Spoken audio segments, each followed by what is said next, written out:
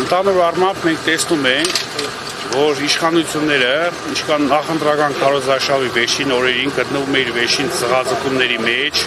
այսինքն ըստ էության քննչական գործողություններ են անում, փորձում են շոուներ սարքել եւ ըստ էության որոշակի դիվիդենտներ շահել, բայց գյումրեցին ամեն ինչ հասկանում է, գյումրեցին գիտի, որ այս շոուները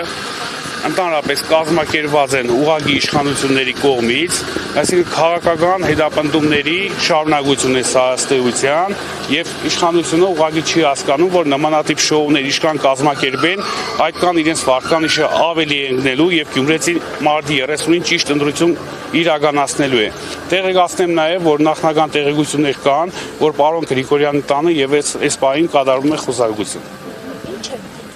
Ես չեմ կարող ասել, որևիցե պաշտոնական տեղեկություն չեն հաղորդել, ըստ էության փակ է գրասենյակը, ես ներկայացրել եմ որպես լիազոր անձ, որպես ավագան ու գործող անդամ, նաև որպես թեկնածու եւ որևիցե պաշտոնական մեկնաբանություն այս պահին չկա, որևիցե տեղեկություններ չեմ կարող հաղորդել։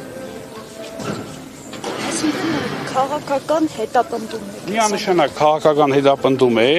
ընդդիմության թեկնածուների շտաբերում համապատասխան գործողությունները վառ քաղաքական հետապնդման արդյունք են։